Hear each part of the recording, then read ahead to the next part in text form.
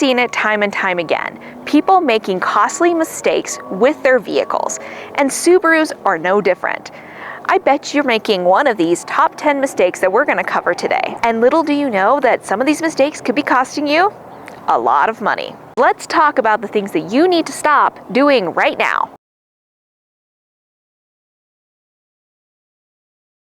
Subaru Outbacks and Subarus in general come with Subaru's CVT, which can be notorious for problems if you do not treat your CVT correctly.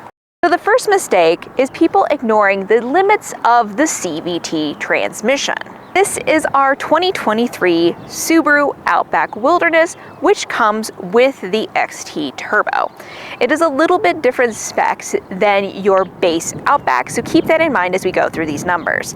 Now this guy here is capable of towing 3,500 pounds, has 260 horsepower and 277 pound-feet of torque. That's a lot. So as you can imagine, that might strain your CVT if you do not use it correctly. People who use their Outbacks love to brag online about overdoing their capabilities. One of these is towing. Some people will hook up to a 5,000 pound camper and then wonder why their CVT went out at 6,000 miles. If you are towing with any vehicle, it is ill-advisable to go above the towing limits, especially with a CVT transmission. Outback Wilderness's setup is pretty good for a lot of users, but it is no heavy-duty truck, so keep that in mind. You're going to want to also avoid flooring it, especially on steep inclines. The CVT can heat up and it'll push the Subaru to go into protect mode, which then you're pretty much stuck until it cools down. So I don't recommend doing that. So don't assume that X mode is gonna make up for your CVT's problems. It's a CVT, it's not a transfer case with 4 low. You're gonna wanna treat it differently than if you're off-roading a truck. How do we recommend to kind of not abuse this CVT? Well, if you're towing a lot, online, you can get a transmission CVT cooler for about $300, $600, depending on if you DIY it or get it installed at a shop. So if you're doing a frequent amount of towing and you're worried about overheating your CVT, or you've done it in the past with what you've been towing, that is probably a recommendation for you. Use X mode when X mode is needed. Don't just assume X mode is your getaway free jail card from Monopoly. It's not going to happen. The CVT and X mode, it does tend to heat it up because it is going to use a lot more if it's figuring out, and it just tends to run a little bit hotter than some other vehicles would in some of their off-road modes. So if you're going down a steep hill, maybe use your brakes. It's not going to have the same heat that we've experienced with the CVT. You've done these things and you've done these fixes and you're starting to hear a whining noise as you're driving your CVT. That is the warning sign of the CVT overheating. And if you're using extreme use, you're probably going to want to change your fluid more often. So treat the CVT like it's CVT and not like a manual diesel. Next, we're talking tires. You are going to want to stop using the wrong tires for the wrong thing. And what do we mean by that?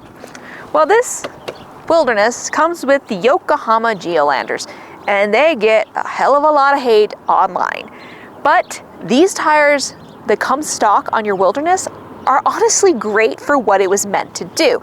It is definitely good on-road and it is good off-road for most use scenarios. If you are purposely using your Outback for off-roading and you're gonna be doing just short trails in it and not real commuting, you can feel free to go up to like a Falcon Wild Peak or maybe even a Goodyear Territory or something of that nature. But if you're gonna be using your Subaru on-road and you don't need beefy tires, then don't get them because you're going to hurt your mileage. This one, we've been averaging on the highway. We have a highway loop video in case you're wondering. We've been getting anywhere between 27 to 29 depending on our location. It is above the sticker. It is stickered at 26. Now, if you're gonna put a heavier or wider tire on this guy, you're gonna tank your mileage. So if you use your vehicle more on-road than off-road, you're gonna wanna probably stick with the Yokohama Geolanders. Trust me, they've been doing great so far. Next thing you need to stop doing to your Subaru Outback, and probably most vehicles in general, is stop overloading them. This guy has a certain amount of payload. I can open up the sticker and tell you. It's on the other side. Give me a minute.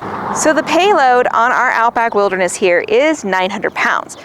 And you're gonna wanna remember that as you have passengers, gear, and of course, rooftop tents. A lot of people online will complain bitterly about the handling of their Outback, the suspension of the Outback, and their mileage, of course. But what they're not remembering is a lot of them are overloaded. There was a post recently about how much we've overloaded our Outbacks on one of the Outback Facebook groups. Don't do it. Get a trailer, put the tow hitch on, you will be fine. That is gonna be a better situation for your Outback. You're going to burn up your CVT, you're gonna ruin your suspension.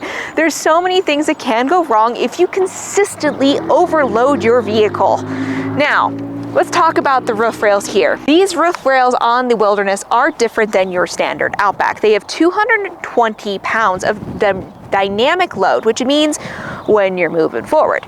Now, they have 700 static load, which is when you are not moving.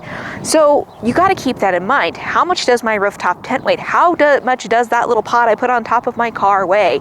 Because when you are moving, that can make a big difference on how this guy handles. This all ties back into that payload capacity. This guy tows 3,500 pounds. That's a lot more weight I can put on my Subaru if I tow it instead of haul it inside or on top. So I'm limited to 220 pounds with the appropriate roof rails. So if you think about that, 220 pounds, so we take that off of the 900, you're instantly down to 680. How much does, say you have 4 people with you, they all are really tiny and weigh only 400 pounds. We'll say that. You are instantly down to 280 pounds left. A couple coolers, some luggage, you're done. You are done. So if you are gonna use this for long-term hauling, you're either gonna need to upgrade suspension, take it off a warranty, and take that risk, or you're better off towing. Our next item is stop ignoring your rear differential clearance. Now we know that the Subaru Outback Wilderness comes with more ground clearance than your standard Outback, but that doesn't mean that you can just go rock hauling and bajaing without actually paying attention to where your placement is of your crucial vehicle parts. A lot of people do end up hitting their rear differentials because they're like, I put my tires on the hot spots. You still have that low spot of the differential in the back. The 9.5 inches of ground clearance is amazing that Subaru offers. But if you are going off-roading, you want to keep in mind where those key components are, including that rear differential, because you break that out on the trail, you're screwed. So what can you do if you off-road and you don't want to be screwed? You can get it a skid plate. There is one that is offered from Primitive Racing, and at time of filming, it's around $200. $200 of protection for that area? I would say that if you off-road a lot, it's probably worth it. Another crucial mistake that a lot of owners make is solely relying on X mode and not their driving techniques. X mode, especially the dual X mode offered in the Wilderness and the XTs, is phenomenal. Reminds me a lot of the multi-terrain select available on the Toyota Tacomas. Amazing systems, the software has improved so much over the years. But no matter what software packages these manufacturers provide, it doesn't replace good driving skills. X mode is really meant for low traction environments that you just need a little bit more than just normal mode. So X mode isn't meant to be used on dry pavement, it's meant to be used in more slippery situations. It also doesn't make up for bad tire selection. So if you're going off-roading a lot and the Yokohamas aren't cutting it for you, going with something like a Falcon is going to make up a big difference. Off-roading, picking a good tire if you're going to be spending a lot of time off-road will help you out immensely, and adding X mode on top of that will show better results. So what can you do? You're in a sticky situation, you need to learn how to use throttle control. Slow, especially with X mode. So if you're going to engage X mode, say we're off-road, so we have a clip here that kind of demonstrates what we're talking about. So we went through our little ditch at our house, and it shows the different X modes. We have that video available for you. But as you're driving, each mode does something a little bit different. Now you've got single X mode and dual X mode. So the first level of X mode is going to use a little less wheel speed, where the second level is going to use a higher wheel speed. Personally, we found that the single X mode seems to be more appropriate for most situations. But if you look at this video clip here, you can see that the tires are spinning, but they're figuring out. The entire time, what you cannot see on this clip is that Dane inside of the Subaru is keeping a steady throttle. The key to using X mode correctly is not trying to kind of lurch back and forth. You need to keep your steady throttle control to keep the vehicle moving forward. You must give appropriate amount of time for the vehicle to figure it out in its software. It's similar if you've ever driven an old Chevy that has the G80 locker. Now, if you don't keep that RPM speed difference, the G80 will never engage. So you've got to have a smooth throttle control to make these things work appropriately. Now, you're new to this and you've never done it before, just practice keeping smoother throttle controls as you use your car, and when you go off-road, try to keep everything as smooth as possible, and eventually it'll become second nature to you. Next is building up your Outback before you even know what it's capable of. There are so many people online who instantly take vehicles off the lots, like Jeep owners, and instantly put 37-inch tires on them. A lot of these vehicles are just small crawlers, and if that's your thing, that's your thing. But if you're going off-roading, you really need to figure out what this vehicle does and what mods you actually need. Because there are so many available on the market, you don't want to be wasting your money. Our recommendation is to take your Outback out stock a few times if you know you're going to want to modify it, so that you can figure out, what do I want to do first? Because adding a $1,500 lift kit just after you bought it and you didn't really know how the stock suspension was capable of doing, you're probably not the best decision, because there's so many available on the market that do different things. So how do you avoid making this mistake of just throwing everything at it? Just take it out first. Live with it for a few weeks, doing the things that you would normally do, and then the mods will somehow come to you in a dream magically, and you'll know exactly what you want to do to your Outback. So this is probably the #1 mistake that most people are making, and that is you're going to the dealership for maintenance. What are you thinking? Oh, the amount of money you can save by DIYing your own stuff, like oil change, for example. Holy moly. Here's some numbers for you.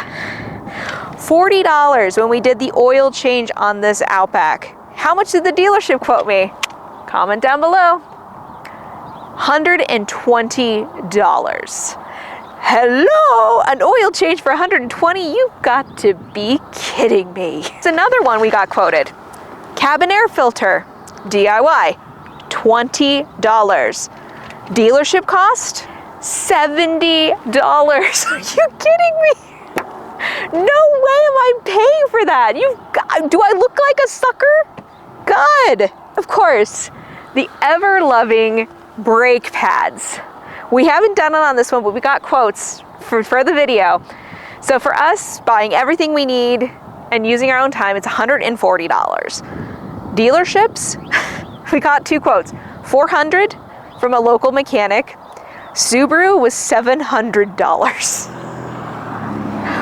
All I can say is Subaru turning into just to empty every pocket like Jeep is, but it's for dealership maintenance? Maybe. Obviously, if you don't know how to do this, you have YouTube. You are on YouTube right now. YouTube, other people doing it. Use that money if you don't have tools. Yes, it's going to cost you more up front, but in the long run, calculate how many oil changes you do in a year. That's a lot of money you can save, and it'll buy the tools that you need to do this. And then in the second year, you will be saving money. It is worth every penny to do it yourself. The next one is not using quality parts or quality accessory on your vehicle. Now, one of the things online a lot of people talk about are LED light quality, and we've experienced that with multiple different light companies. You're gonna wanna do your research and pick something that's nice. If you're gonna put it on your vehicle, you want it to last a long time. So don't cheap out on the roof rack system, don't cheap out on the hitch, don't cheap out on your LED lights. These are things that you're gonna be using, and you're gonna want high quality products. So it's not saying that you can't go cheap, because sometimes they offer amazing deals on these products, but you want to be informed.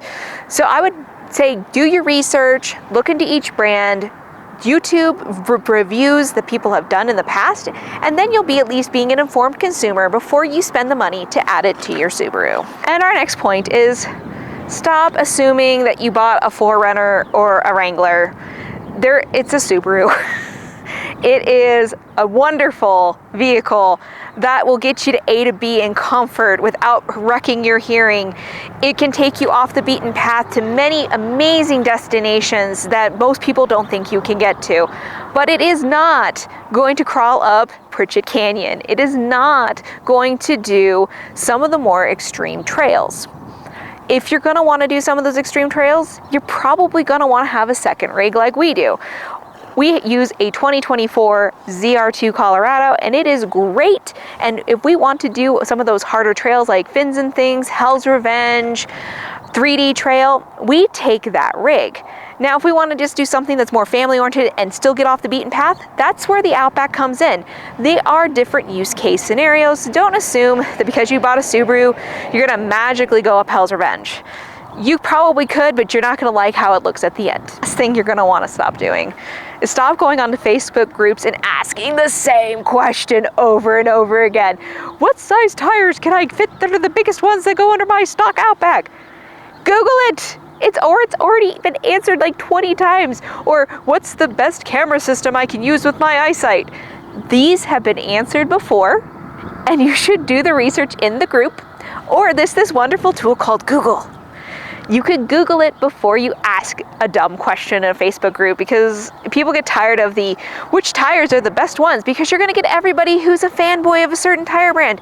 Do your research. Understand what you need the tire to do, not what some person on the internet says. Of course, I'm some person on the internet, so I guess don't listen to me. But you need to do your research. You need to know what you want. It is about you and your vehicle experience, not what I say, not what anybody else says. So if you stop asking those stupid questions in the groups might be a little more fun. So those are our 10 things that everyone should stop doing to their Subaru Outback. Do you have ones we missed? Those are pretty much our top 10 pet peeves. But if you have any tips, please leave them down in the comments below. I'm sure there are plenty more out there that I didn't cover, but these were just the ones that rapid fire off the top of my head that kind of drive me nuts. If you like videos like these and want some more Subaru content, don't forget to like, subscribe, and share with your friends. And I'm sure I will have something out here soon. And if not, maybe an adventure or two. But we'll see you later.